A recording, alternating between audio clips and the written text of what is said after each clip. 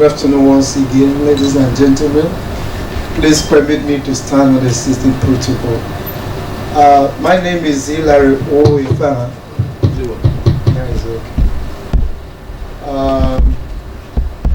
I'm a senior lecturer at Maritime Academy of Nigeria. I'm going to speak on the topic, a critical review of the present state of the Nigerian Atlantic coasts, security challenges of building a safe and secure marine environment for a Nigerian blue economy.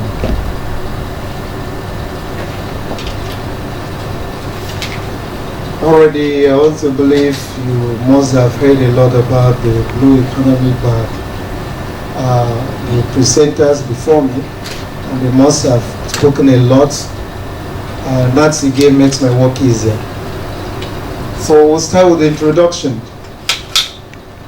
And excuse me, ocean holds the fabulous potentials of meeting the world's demand in all sectors. And of course, human survival is unavoidably, inescapably attached to the oceans.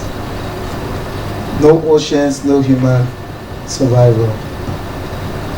More than 70% of the world trade by volume is moved by sea. Seaborne trade is estimated at 10.7 billion tons. That's a report by UNCTAD 2018. It's also cost effective in terms of transport services within and outside any nations. And that's when we talk about the economy of scale in terms of economy of scale. And currently we have the offshore renewable energy technologies that is discovered and significantly contributing to global energy contributions. Then we'll also talk about the nature-based tourism and so on. So the country with the Atlantic coast, such like Nigeria, has remained at the vanguard of ocean economic promotions.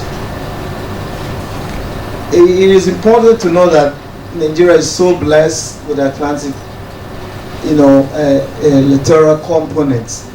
For example, it covers about 8,600 kilometers of inland waterways, an extensive wetland of about 852 kilometers, making it the second largest, longest of waterways in Africa. So we are so blessed.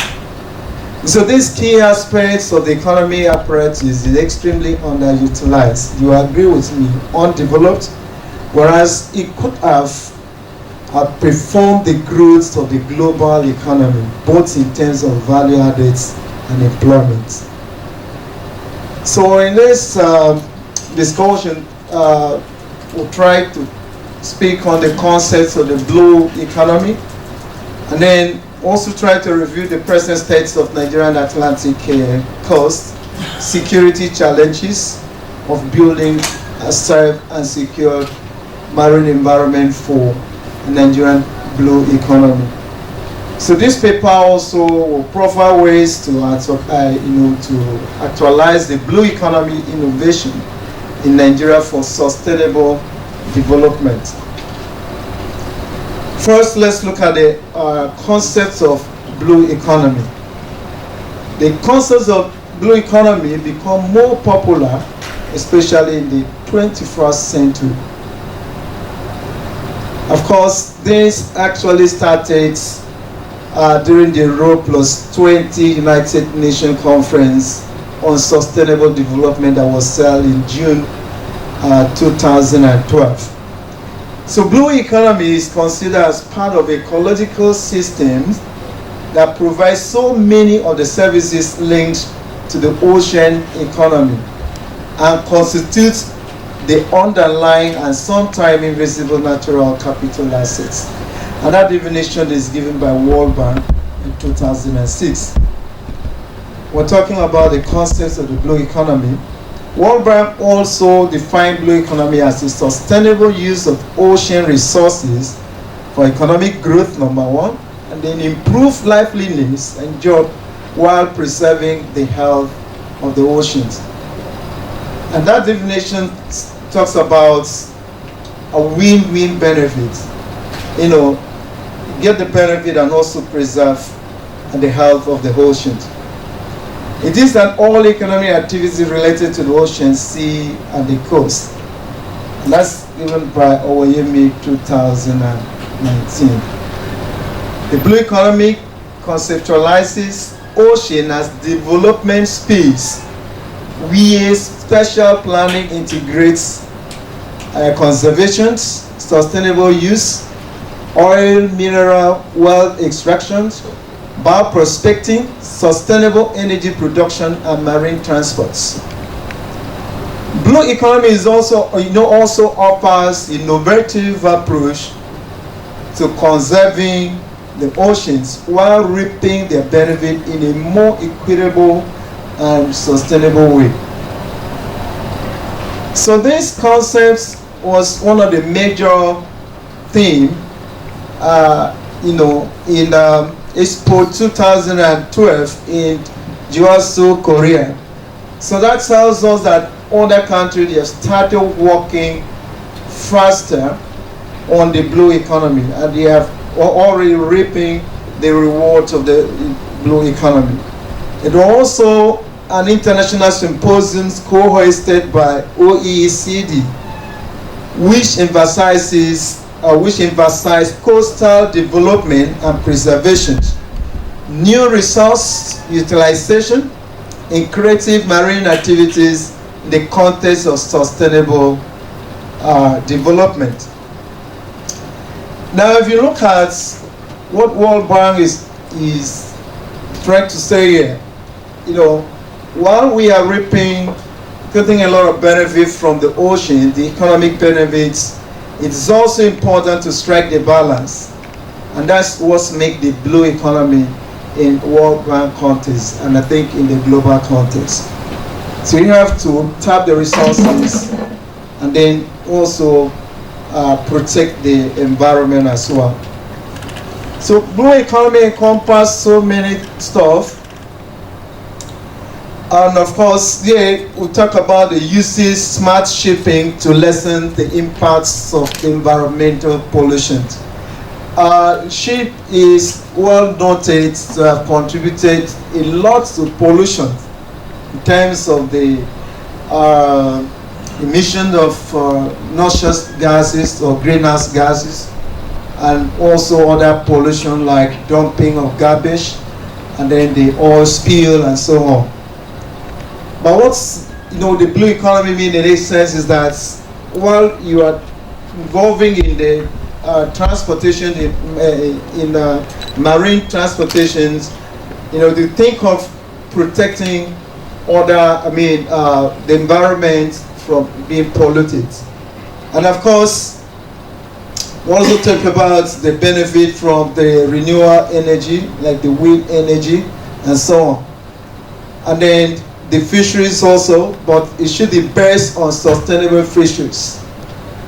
And I come from the community that people, they have a certain traditional food that they go and harvest this small tiny fish, the fingerlings, the ones we call the fingerlings. So I begin to wonder what really happened. They said this is their traditional food. And they use the small size of nets to harvest this fish from the water. And if you go to the Akwa Ibom state where I come from, and specifically in Aron, it's like if you catch a net, you hardly catch fish these days, because you have destroyed those small ones that are supposed to grow, and then they'll reproduce more fish in future. So there's nothing like sustainable fishery over there. And I keep on wondering, what's the fisheries department is doing about the regulatory fishing. Now, because if you go to a country like Cameroon, they regulate fishing, and they now have recommended size of the net that's one is permitted to use, but it's quite different in our own country. So while reaping the economic benefit of the ocean, environmental health of the ocean must be considered for sustainable benefit. And now let's look at the blue economy in a global context. And we talk about the blue economic capacity. And the resources, the resources are available. The economic viability is also there, but the important thing is we should consider the social equity. While you are doing the oil explorations, you also think about the host community. Don't just go and get the oil and then allow the spill to affect the host community, the local. So there must be social equity, human rights must be protected, gender equality. And I'm grateful now that for some of us that is in shipping, we are now trying to encourage the female to come into the shipping business. And today we have so many of them working on board as the seafarers and engineer. From where I come from, we train a lot of them. So the women are also encouraged these days. There's also talk about, they think about the economic equity, group equity, and then we'll fight corruption. Okay? And in terms of the economic viability, this is what the military man mentioned in his own presentations, that without the security, without creating enabling environments, there's no way blue economy can thrive in this country. And the government has to be sure of, ensure national stability, especially like what is happening in the Niger Delta. Once you start the problem, the oil companies have to leave the place. And then that will affect our revenue. The government also have to make some, the availability of certain infrastructure, like the building of the ports, the roads, and so on. And I came a little bit late because of the congestion. I don't know, the guy took me around Apapa Road, and what I saw there was really terrible. And I have to spend some hours. At a point, I told the driver, please drop me, then I have to pick Okada before. I think maybe by now I wouldn't have been here. So that's the kind of infrastructure we're talking about. And I don't know why Nigeria can't think of making tuna or make a special route for all these guys to be using. Okay? So then environmental sustainability is another one. The biodiversity must be protected, the water quality must be maintained, and then the habitat of these organisms must not be destroyed. I was so surprised. I happened to have some of my education in Europe, and the first time I went to the beach as clean as the early morning stream. I mean, just the water that is linked to the Baltic Sea. And then I'll come back to our water is dirty as anything else. And I begin to wonder what is going on there. What are these guys doing different? So we have to think of water quality. Some time ago, some people conducted a study picking some of the aquatic organisms like the crayfish. We went to the laboratory to conduct some study to determine, to identify the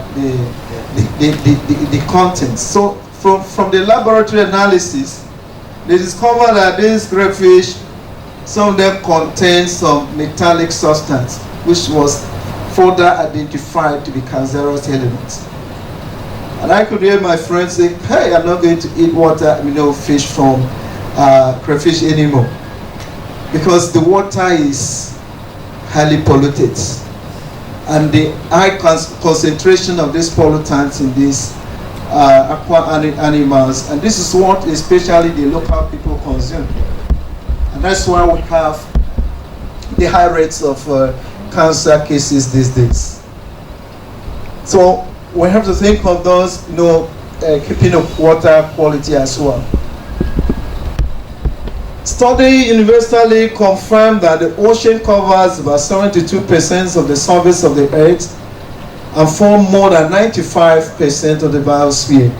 Ocean remain an important source of food and livelihood for global population and a dependable driver for global GDP. Ocean generate oxygen to support our lives today and absorb carbon dioxide, recycling nutrients and regulating global climates and temperature. It also constitutes a key resource for the important global tourism industry. The seabed currently provides 32% of global supply of hydrocarbon extractions with possible expansions. The contribution of ocean economy to the global value is estimated as $1.5 trillion annually. And if you look at this figure, is really very high, and I don't know how much Nigeria has been able to benefit from this figure. It offers vast potential for renewable blue energy. When we're talking about the poor power supply in Nigeria, and if our country could key into this, and we can generate a lot of energy from the oceans, especially from the wind, wave, and tidal, or maybe thermal and biomass sources of energy. Now, the blue economy and then African wealth that can be generated from the ocean is conservatively valued at $4 trillion. So that's how much Africa would generate from blue economy if we key into it. So this could provide source of livelihood for hundreds of millions of the poorest and most vulnerable people in the world. In Europe, for example, blue economy represents roughly 5.4 million jobs in Europe, and it also generates about 500 billion euro per year. This fact is taken from World Bank, and that was as of 2016. So you think of how much that could generate as of today. The blue economy is a concept that is booming today in view of global evolution of society. It's really booming today. The society is changing, but let's look at the Nigerian coast and Atlantic environment. Nigeria has coastline of about 853 kilometers, second largest length of waterways in Africa, EEZ of 210,900 kilometers square, about 8,600 kilometers of inland waterways, extensive wetland of about 852 kilometers.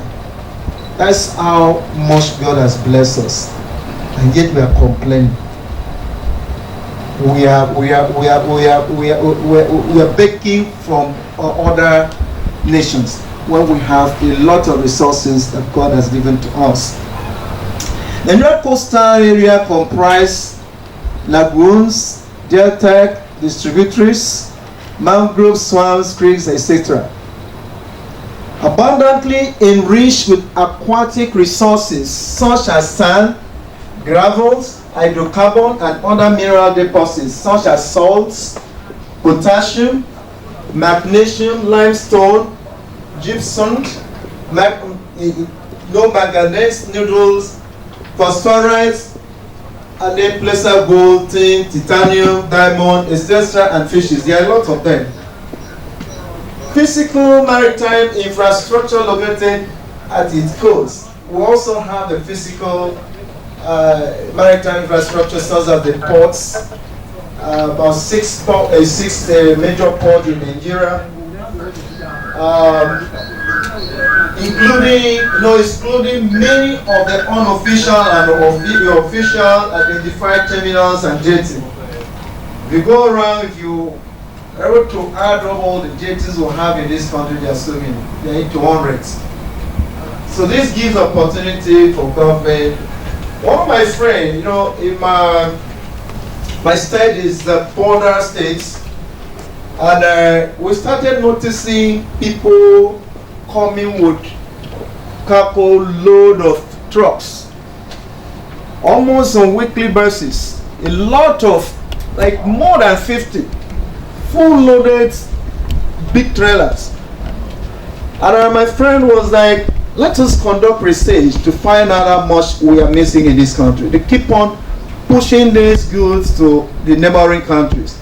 And these goods are no statistics about the movement of these goods. And government don't care about that. So you can see how much loss the government made in terms of taking out these goods.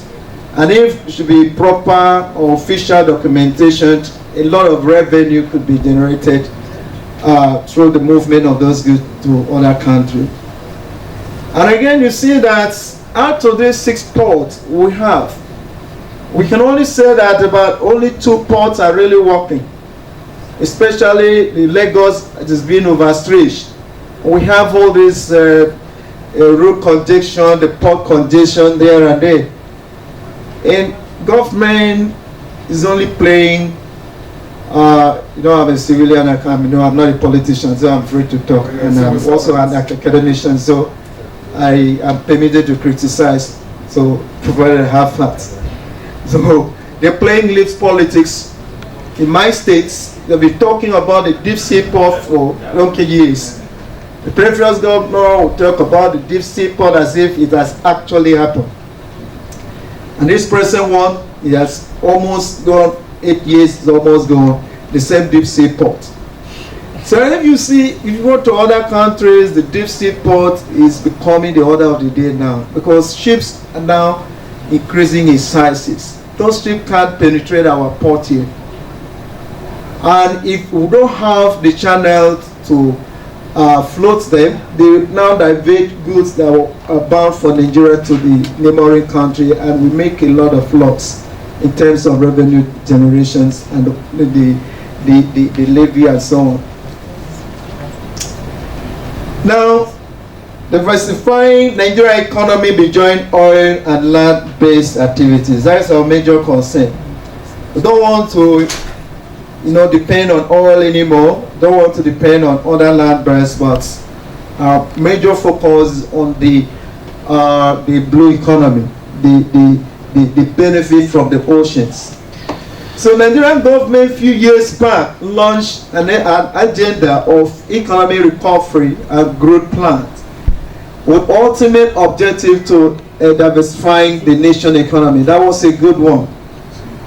And that ideology actually came when they started having problem with oil, and they discovered that the oil no longer dependently glorious.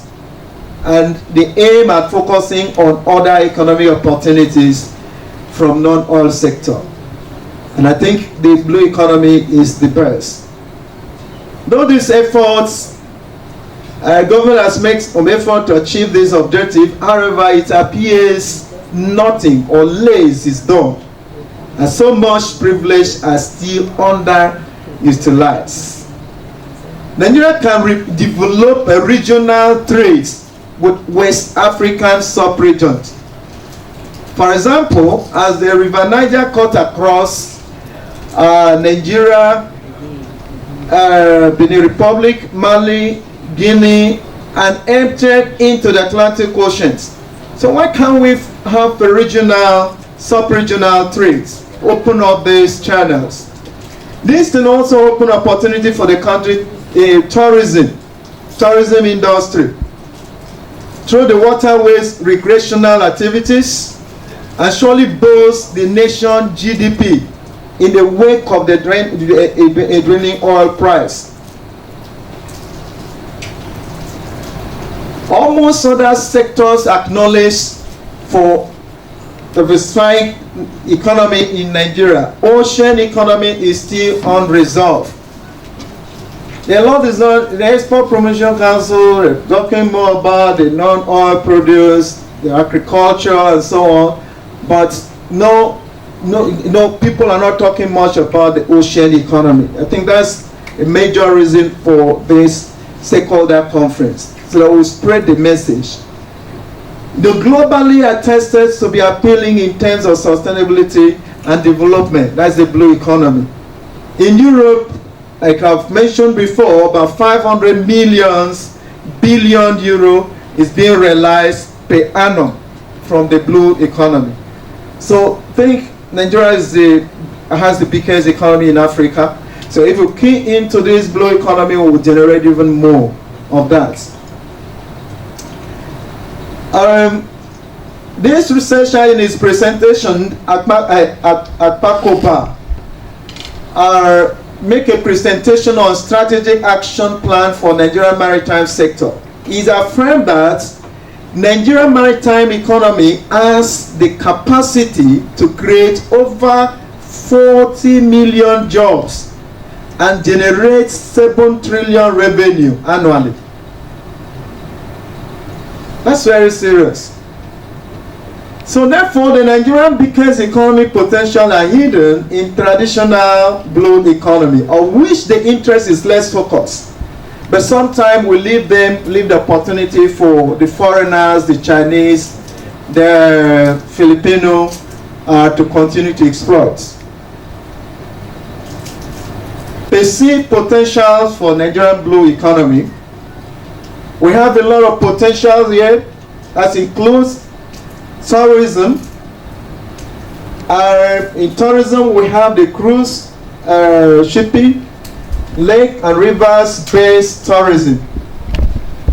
And then we also have the water-based sports and recreational activities, which could be tapping, renewable energy and desalination plants, offshore oil, gas and deep sea mining of minerals, fisheries, aquaculture and marine-based food products. I was so amazed when I saw a video of how much fish India produces through the aquaculture. I said, I wonder what is happening with us. If we could develop such stuff in this country, there will be no need of importing all these fish, sardine, and all those things from other countries. We will have them enough and even export them to other countries. We also have the biotechnology and bioprospecting, industrial processing of marine-based raw materials, and marine-based services. And the Maritime Academy will train people on these aspects. But you discover that the world is still in need of the seafarer. But we also realize that in Nigeria we don't have so many people having interest in this area, and the industry is being dominated by the Filipinos. There's no way you go in the world that you won't have them. So we can also train our people on marine-based services, send their children to Maritime Academy, for instance, and there are other private maritime institutions that's been opened. You know, personally, I studied physics and electronics, but along the line I discovered that this may not really pay off. I decided to divert to this field. I get into shipping technology, and then move on and work on the maritime safety and environmental protection. And I tell you, because of this opportunity the shipping or the ocean provide, I was able to work in my place of work, and other universities were also, engaging me in their services because they don't have people. I have to lecture in my school, and also lecture in other school as adjunct lecturer. And I can go ahead and lecture in many places. And the first time I went to, a particular university, I discovered that those who study physics, studies chemistry, biology, and all those courses, the applications were keep up to the ceiling. They were looking for adjunct lecturer. But in my own case, as soon as I mentioned that I studied from this place, please come and help us build this university. That's what we're talking about. So I also encourage you to send your kids to go and learn this, to study in maritime related discipline. And that child will get job. He won't come out and start roaming around the streets. So perceived potential for Nigerian blue economy will have shipping and port facilities. 80% of global trade by volume and over 70% by value is carried by sea and handled by port worldwide. Nigeria needs to position itself in terms of facility and capacity to cater for these growing threats and optimize the benefits. Fisheries, that's another thing. Globally, 350 million jobs are linked to marine fisheries, with 90% of fishers living in developing countries. That report is given by FAO 2010. The value of fish traded by developing countries is estimated at $25 billion US, making it the largest single trade items. So FAO also estimates that fishers, fish farmers, and those supplying services and goods to related industries show the livelihood of as many as 660 to 820 million people worldwide. And all comes from the blue economy. Have the issue of tourism. It is the major global industry, and as of 2012, which is too old, tourism supported 9% of global jobs and generated about 1.3 trillion US, and 6% of the world exports earnings may by today increase by 25%. So the overall fresh annual passengers growth rates are in the region of 7.5%. When you think about that, the passenger expenditure, especially those in the cruise vessels, are estimated in the order of $18 billion US per year.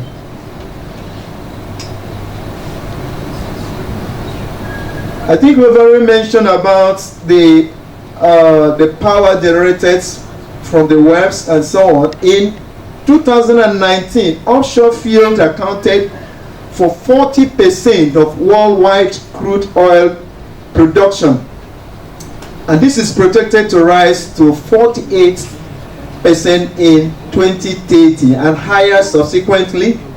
And also, as almost half of the remaining recovery conventional oil is estimated to be the offshore field. So that's what we can benefit from the offshore field as well. The aquaculture. These are the typical things I see in other countries, I don't know where it happened in Nigeria. So aquaculture also is also the fastest growing global food sector. So now providing 47%, 40%.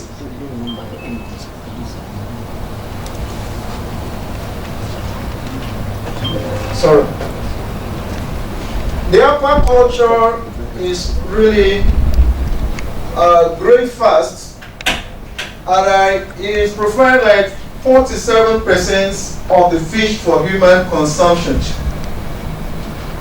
As fish used for human consumption grow by more than 90 million tons in the period of 1960 to 2019. So that's enormous. The biotechnology is another issue, another potential that could be gotten from the blue economy.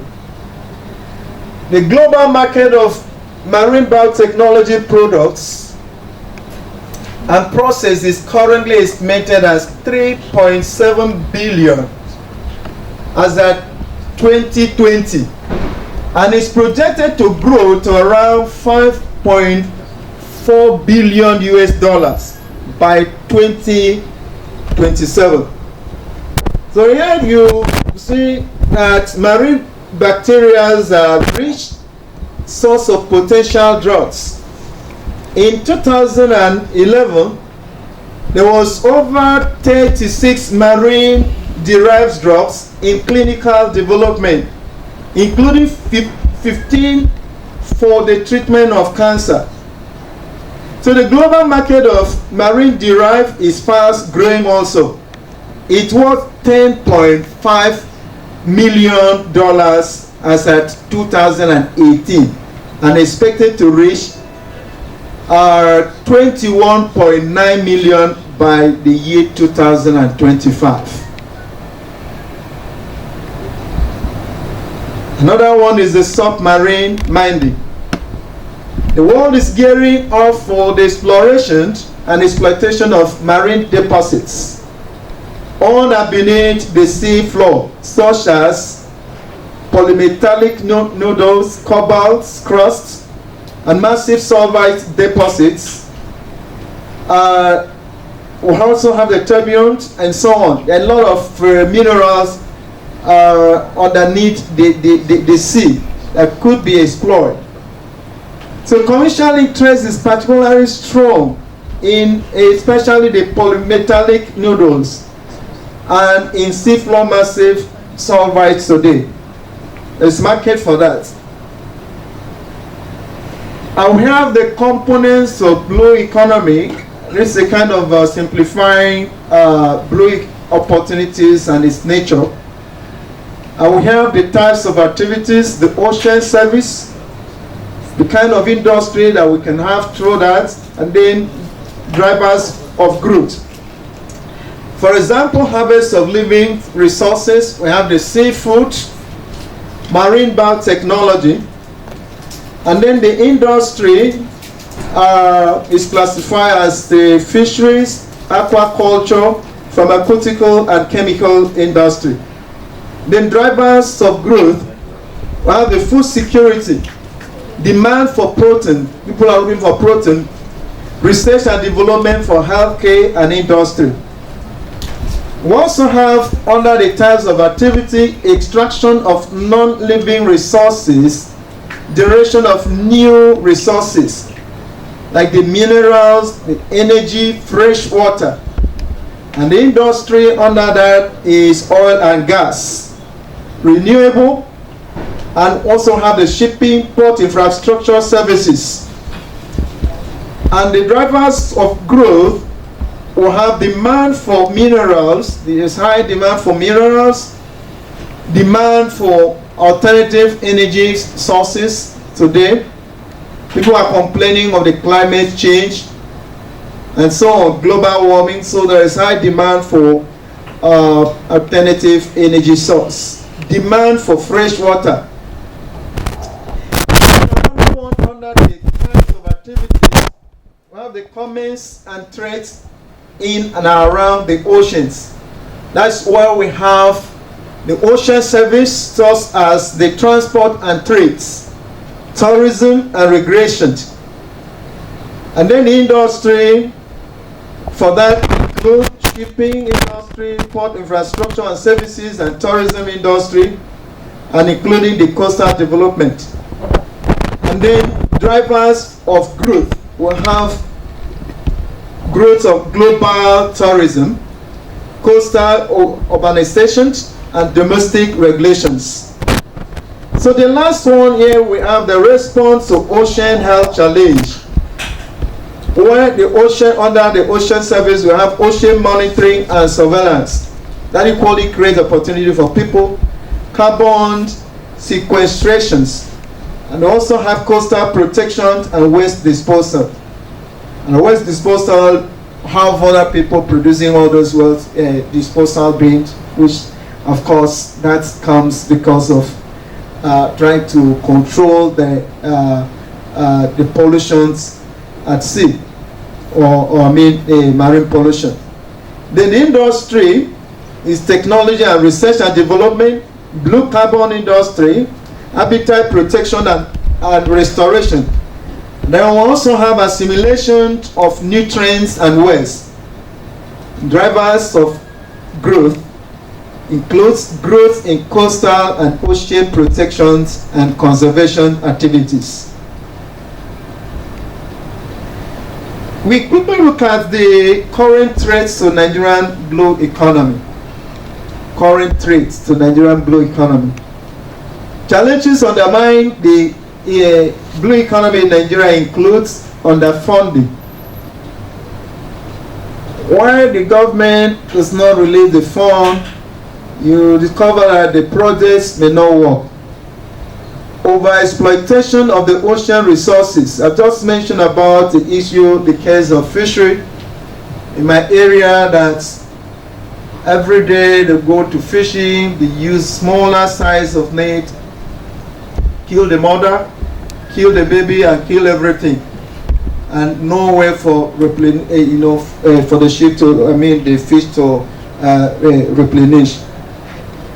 And I observed that in Europe they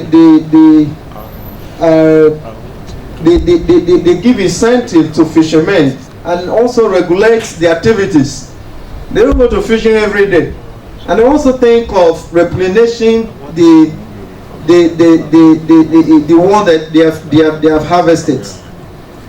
So another problem we have is the pollution owed to the rising demand, especially the oil pollution is really a big problem, a big threat to Nigerian blue economy. Inadequate economic incentives, lack of technological advances is also another problem. Insufficient management and absolute mismanagement of ocean resources. That's a very big challenge. Insecurity of the nation's maritime domain. Domain is a very big challenge to our blue economy. And lack of political willpower to implement and enforce existing maritime regulations. I discovered that Nigeria is a signatory party to so many IMO conventions, but the willpower to enforce or implement this convention is really a big problem. Some Coast Guard who visited Nigeria, some of the Nigerian ports, threatened to prohibit Nigerian ships from coming to their country if Nigeria was given a space of 3 months to comply with the ISPS code, International Ship and Port Facility Security Codes. This is the code that is designed for maritime security.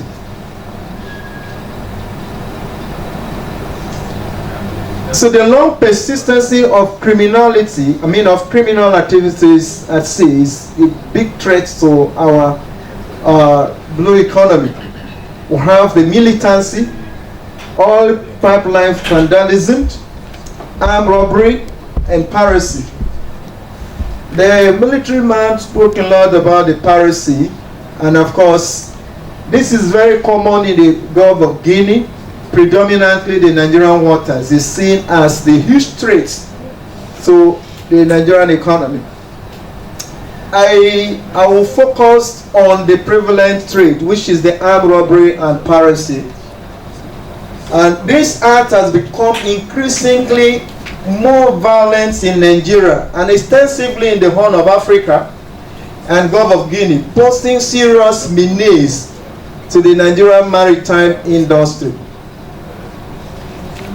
For example, I got the data from 1993 to 2020, and I discovered that about 7,648 global attack cases was recorded. There's cases of armed robbery and piracy between 1993 and the year 2020. And out of this, Nigeria alone has reported incident of 583 attacks. That's amounting to about 7.6% of global attack incidents. So that's very serious for one nation. As of 2018, Nigeria recorded 48 incidents, and that is about 23.9% of the global attack that year. So anyone want to do business, especially the shipping business, must first consider the risk analysis, security risk analysis. Because if you bring the ship to the country where the crew could be hijacked or taken hostage, and you end up paying more for ransom, or probably some of them are killed. So you make a huge loss. And that's why many ships avoid coming to Nigerian water. And we make a lot of loss from that. And most of them divert to other countries. So this is not that clear. So I've been able to get all the data of what happened between 1993 to 2020. That's about 17 years interval. About 17 years. But one interesting part is that in the year 1995, Nigeria has only one reported case. And in the year 1994, there was no case of criminality. There was no reported case of criminality in the city. That was a very good one. And I wish we keep on remaining, keeping that record. So it's subject for research to find out what exactly happened during that year. And at that time, until the year 2018, we'll have an increase, where about 48 incidents was reported within the Nigerian waters alone. Of course, I also have a kind of trying to comparing what happened in Nigeria and the rest of the world. So it is really not encouraging for anyone who wants to come to business in Nigeria. Total incident as per regions of the world, as at the 2020 reports, we have Africa in the top list. About 88 incidents was reported in Africa. And then the rest of the world have only one incident. East Asia was 4, India was 10, and then the Americas, the Caribbeans and so on, have like 30, and then the Southeast Asia, which is next to Nigeria, has about 62 incidents. But 4 locations that contributed 49% of the total attack between January and December 2020. And we have Singapore has 23, Benin Republic has 11, Indonesia 26, and then Nigeria topped with the list here, 35 incidents. So these are kind of the insecurity that is really a big threat. That was why I was trying to find out what is the lasting solution, what can we do to stop this? Because if you don't create an enabling environment, there's no way the foreigners or foreign investors can come in to invest in our blue economy. Of course, that's where we'll get more money in terms of the foreign exchange. And people, like I said, people want to fight problems from top down. You don't go down to find out the root cause of the problem. And I keep on asking question, why don't we have this insecurity in America and the European water and so on. And it's very predominant in Africa because the basic things have not been tackled. The issue of corruption, the issue of injustice, the issue of wealth inequality, and so on. And poor policy, people diverted government fund that was meant to develop a certain area. Why you get these guys frustrated? They don't have all alternative to go to the sea. They look for the quickest way of making money. And that will bounce back to us. So the government has to devise means to deal with this insecurity other than the traditional way of sending the military, buy gunboats and so on. I have a job, I'm gainfully employed. No way somebody can convince me to go to sea to attack people. And if these guys were opportunity to have good education and have good job, nobody will be going to sea to attack others because they know the danger. So I also make a suggestion here, when the naval officer made the presentation, that let's go back to the local. We'll have these criminals living with us. Form some team, get the traditional rulers, empower their followers, let them sit down and think of, find out their problem and let the government help them. And that will discourage them. There was one project that the European Union brought to this country. I think we started in Lagos here. I was the leader of that project. And they discovered that many of the girls in Nigeria go to Europe for prostitution. And the European people are now trying to find out what is their problem. Why are they coming to Europe? Perhaps somebody deceived them that money is sprayed, dollars is sprayed on the street. If you come there, you pack the dollars. And most of them, out of ignorance, they come to Europe, they end up becoming prostitutes against their will. And now they came down to Lagos.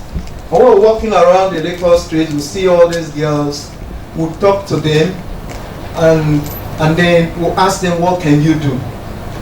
And they were able to get an apartment, keep some of them, feed them, send them to learn trade and give money. And that take them out of the streets. So the same thing with the militants, same thing with the pirates or the armed robbers. If government is able to meet their basic needs, probably they are going to leave the water, and then the blue economy will thrive in our country. Cost of maritime insecurity. The cost of maritime security risk on global economy has been estimated to be between 10 to 12 billion US dollars per year. That report is given by Okonkona 2020. The cost will come in terms of the human cost. Not only the ship being hijacked, but sometimes the seafarer may be injured and sometimes dead. And of course, you know what that means to their family. The insurance cost is also another kind of cost. So ships coming to Nigeria are made to pay high insurance premium than other ships. And other, you insure the seafarer, including the cargo and so on. And that bounces back on us because the consumer have to pay part of that. The cost of hiring military guards and acquisition of special equipment. So most of the ships coming to Nigeria need to go with military escort, and they pay so much money for that. And cost of ship repairs and sometimes total loss of the ship. They may attack the ship, they fire the ship, and then the ship owner has to spend additional money to repair the ship, and sometimes we end up in total loss if the ship is set ablaze. Cost of ransom payment, extra cost of running government. Government is now making special budget to protect our water. Socio-political consequence, which includes impact on tourism and national image. So national image, Nigerian image is so battered. I remember one time I had a study in South Korea. I have my visa and every other thing. We were in the group. So one would go to the airports and every other person was checked. And once they cited my green passport from Nigeria, they put me in a special room for check. And if not that the minister came to receive us there, I was so embarrassed. I wish I could return to my own country that same day because of the bad image. And most of these come from, if you go to the maritime, the global maritime world, everybody is talking about Nigeria, bad water, pirates, armed robbery, and all kind of insecurity comments and so on against the country. So maritime business such as involving international seaborne trades attract high patronage drawn from both local and international investors. Foreign vessels coming in and out of Nigerian water, including those involved in mobile offshore drilling units operations and its associated business is supposed to form the basis for Nigerian maritime huge income generation. Whereas according to United Nations 2018, the United Nations Office for West Africa and Sahel, it said that preceding 2018, Nigeria has suffered an estimated loss of 2.8 billion in revenue from oil related alone due to the activities of sea pirates and armed robbery. So many ships are also involved in avoiding Nigerian water because of the risks and the costs involved in doing business in Nigeria. So in conclusion, possibly recommendation, blue economy is progressively gaining responsiveness as most scholars, industrial stakeholders, governments, and the commons acknowledge that we have the obligation and the prospects to augment conservation and economic expansion of marine resources. Nigeria with wider coastal areas stands the opportunity of deriving yields from ocean economy. So, innovation in ocean technology is critical for addressing the key ocean issues, for improving the information available on marine economic activities and the status of ocean conditions, resources, biodiversity, and ecosystem. It is also important to establish a culture of blue economy. The first the presenter talked about the Ministry of Blue Economy. I strongly support that. And that we should involve all state actors and non-state actors in construction of sustainable synergy framework. The government should develop a national action plan with a timeline to actualize its implementation. It is to spur more entrepreneurial opportunities for the blue economy. Given the economic potential of the blue economy without corresponding explorations of its value to the advantage of Nigerian economy, underlies the need for mutual regional cooperation. That's, we can have a cluster regional cooperations. Such proactive cooperations will yield an increment to the net value proceed of the ocean economy measured in monetary terms and jobs creation. Therefore, there is also a need to develop this cluster with dedicated management and commitment to pool resources that will help working together. For example, on regional sustainable joint projects. That is happening in other regions. However, the issue of maritime security and safety challenges must be tackled with all-out approach in order to create an enabling environment for both indigenous and foreign participators to thrive. Effective policing of Nigerian water is very imperative and requires urgent attention. Acquisition model of modern technology and more training for security personnel are very paramount. Involving and empowering of the traditional leaders and their followers in protection of their jurisdictions. Tackling the causes behind the causes of insecurity is also important. These, of course, the governments, the stakeholders, the local or the foreign, must be involved. As it always says, security is everybody's business. Thank you. Yes. Okay, I think when you are coming from Apapa, instead of jumping bike and all that, you could have just used boats from flour mills. Okay. It's important for us to also know that these things are actually working. Just 205 minutes, you're there. And Thank you. all right. And also because you're from Akwa Ibom State, two of your rectors, former rectors, are actually my friends, and we did a lot. Blue economy is a new concept that is just developing. It's important for us to know that some things has been done and they can pick it up from there. You talked about Lagos State. I'm from Lagos State, and I know that from the days of Fashila, Lagos engaged very well on Lekki Port across administration. There was consistency. There is no Nigerian money in that development. Toleram Group, CMA, GGM, Apagloid, and all that is going on there. At least 80% completion. At least they are trying. They are doing something. When Ebong was a rector, we worked with Akpabio on Ibaka Seaport. At least I was in that state, I see 7 times. I don't want to tell you what happened. That thing didn't take off. It's messy. And when we are talking about blue economy, Lagos is not Nigeria. We can't save everybody. It's important for the academia, the people pushing these concepts and all that, to liaise together and see how a place like Akwa Ibom can actually make Ibaka or Ibeno now, where they shifted into a reality. Have, or even all your cadets or whatever from that place have an employment opportunity in that state alone. That's true. You understand? They don't have to be coming to Lagos, going to Abuja for interview where they have to be raped and kidnapped and killed. You know the recent issue, you know. So there are employment potentials. There is nothing we have not heard. Everything is just coming up on a new concept. Akwa Ibom should actualize Ibaka seaports. Let me just say this. We had a committee to go and look at the 10 best ports in the world. And just who will make the list, just because of Esther code. And yet when they are traveling Akwa Ibom, 200 people will follow. When they greet your governor, he will give 1 million to a baby. 8 years. For the 8 years, Lagos was working. Lekki Port is going to create thousands of jobs and it's going to be realized. But it can't take everybody. South, at least I know Akwa Ibom can. Bayelsa is trying, Captain Waredi, but Akwa Ibom, please tell them. Me, I know they travel again. I don't do speaking, but they should try.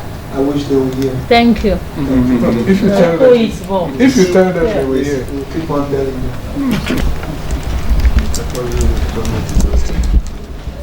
Commander Mohammed, thank you very much, Mr. Kanga, for your presentation. It was quite enlightening.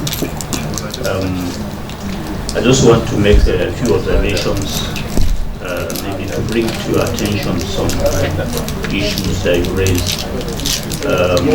The first one is on the issue of fishing.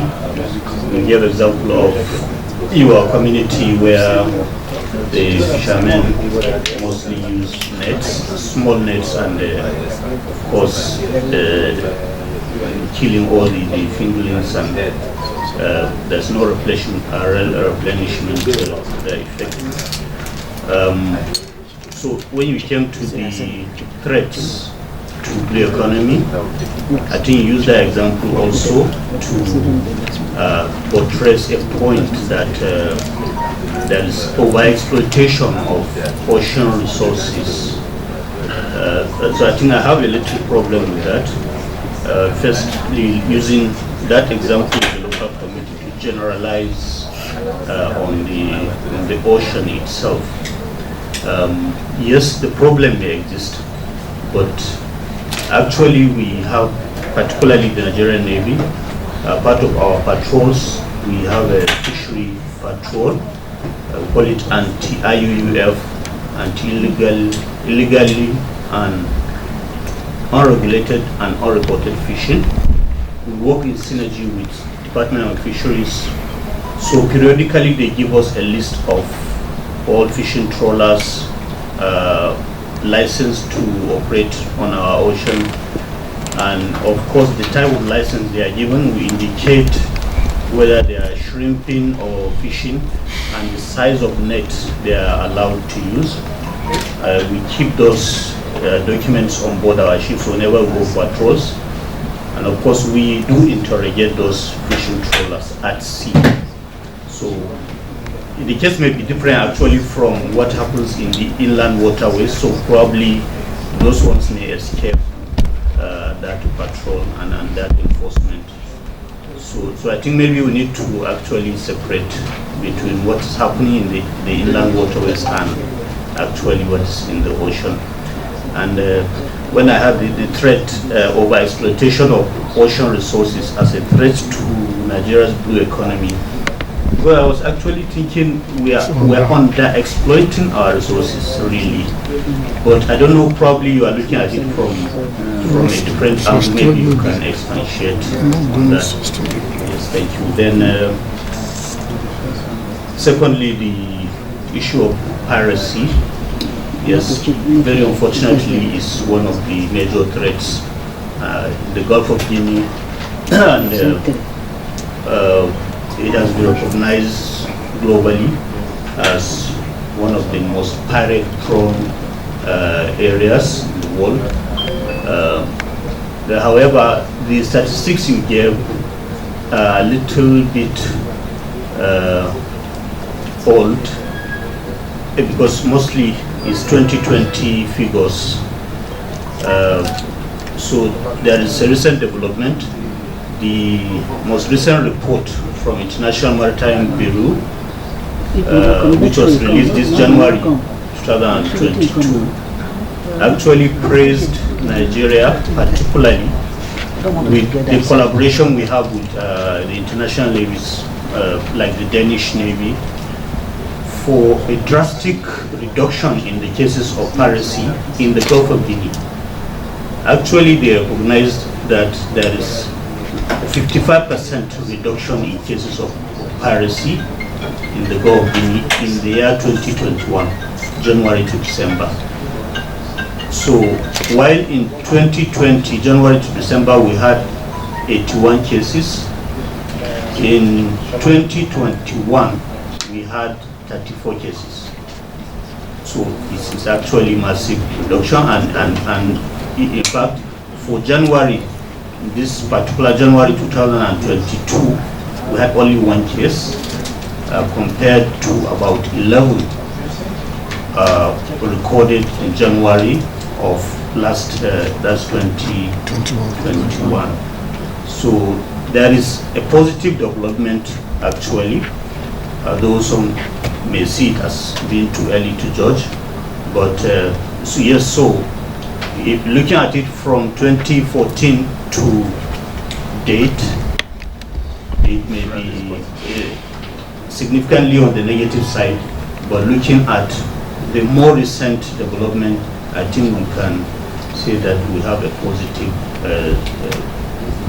signals there, but there is still a lot of work that needs to be done, equipment, in terms of monitoring and so on. Thank you very much. Thank you, sir. Actually, this paper was written long time ago. You know, Mr. Soji, because of some challenges, must have postponed it, rescheduled this conference over times, many times.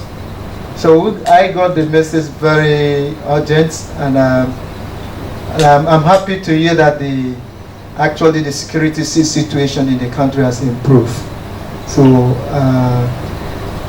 that's a good news. And then concerning the reports on the fisheries, I based my report on the local the local perspective. So I think on that angle it is okay, but with what you say, it is more informed. Thank you for the observation. Okay.